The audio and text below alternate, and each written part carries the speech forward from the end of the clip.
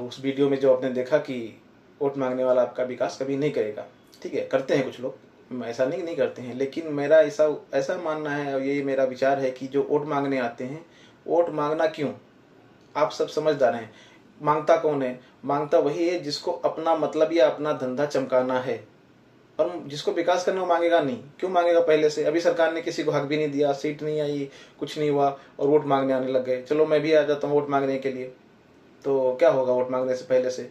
और खास कर ध्यान रखना है, कोई भी प्रत्याशी, जो पुराने प्रत्याशी जितने भी हैं, चाहे मेरे कोई भी रहा हो, मेरा सगा रहा हो या कोई भी रहा हो, अगर वो चुनाव में आता है, मैं किसी का नाम नहीं ले रहा हूँ, बहुत सारे लोग रह चुके हैं, और वो अगर विकास की बात करता है, कोई काम कराने की बात करता है, तो आपका फर्ज बनता है आप उससे सवाल करोगे कि जब आप थे तब क्यों नहीं कराए थे।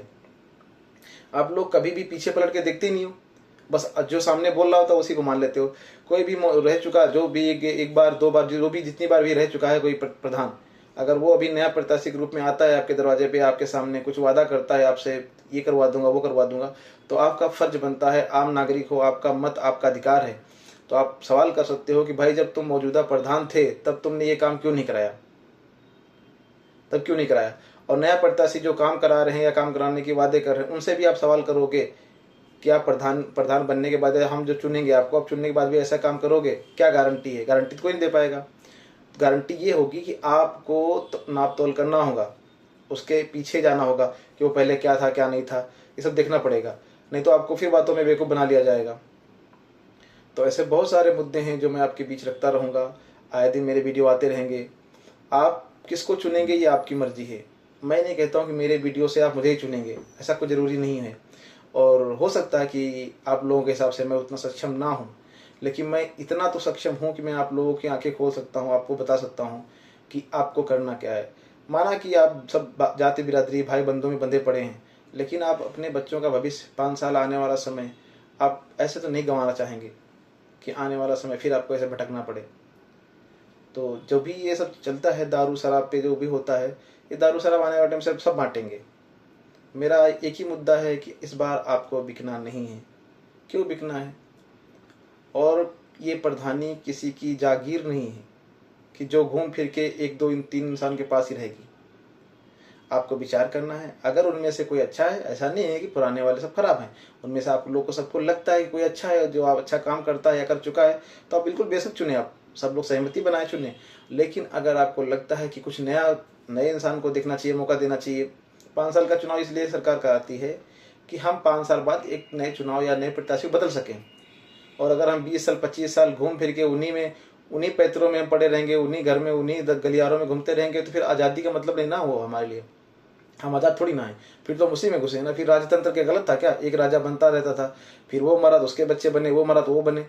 तो मतलब चुनाव जो है, ये जो बाबा साहब अम्बेडकर साहब का जो संविधान लिखा गया है, उन्होंने हमें अधिकार इसलिए दिया है कि हम अपनी मर्जी से अपना नेता, अपना ग्राम प्रधान, जो भी मतलब है, जहाँ पे जिस पद पे जो बैठाते हैं उसको चुन सकते हैं।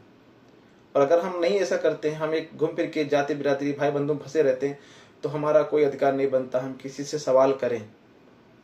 तो खासकर ध्यान ये रखना है। आज मीटिंग जो हुई उसेना ग्राम सभा में नशा मुक्ति को लेकर, अच्छी बात है, मैं कहता हूँ होनी चाहिए, क्योंकि नशा हमारी सेहत के लिए बहुत हानिकारक है। मैं इतने साल बाहर रहा हूँ, मैं नशा नहीं करता हूँ।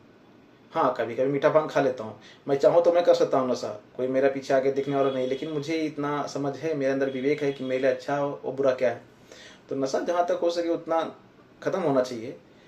ये नशा ख़त्म होने के बाद जो बातें होती है ना, नशा ख़त्म होना चाहिए, बात बाद में ये आती है कि यही लोग, अभी आप अपने दिमाग में रख लो, जितने लोग वहाँ पे थे उसमें से कई ऐसे लोग होंगे जो अभी चुनाव के टाइम पे आएंगे और आपको शराब पिलाएंगे, आपके घर तक शराब पहुँचेगी अभी 4-5 महीने बाद जब चुनाव आएगा। तो आपको ध्यान ये रखना है कि उस इंसान को कैसे चुना जाए जो 2 तरह की बात करता है। तो क्या जो 2 तरह की बात करता है आपका विकास करेगा, या आपकी ग्राम पंचायत के लिए वो इंसान ठीक रहेगा? कोई भी रहेगा, चाहे मैं ही खुद क्यों ना हूँ। अगर मैं आज ऐसी बात कर रहा हूँ, कल को मैं चुनाव में आऊँगा और मैं दारू पिलाऊँ, तो आप मुझसे सवाल कर सकते हो और मुँह पे सवाल कर सकते हो, आपका हक है। अगर मैं आज ऐसी बात कर रहा हूँ कि दारू शराब नहीं पिलाना है और कल को मैं अगर पिला रहा हूँ, तो आप मुझसे सवाल कर सकते हो, आपका अधिकार है, उसमें कोई डर हो कुछ नहीं है। मैं आपका भाई, आपका बेटा, आपका भतीजा पहले हूँ, प्रत्याशी बाद में हूँ। तो इस चीज़ बात बहुत ध्यान रखनी है। और ये बहुत बड़ा जाल बुना जा रहा है ग्राम पंचायत में आप लोग फंसाने के लिए, और हर आए साल आपको फंसाया जाता है। लेकिन इस बार कुछ नया होना है, जय श्री राम।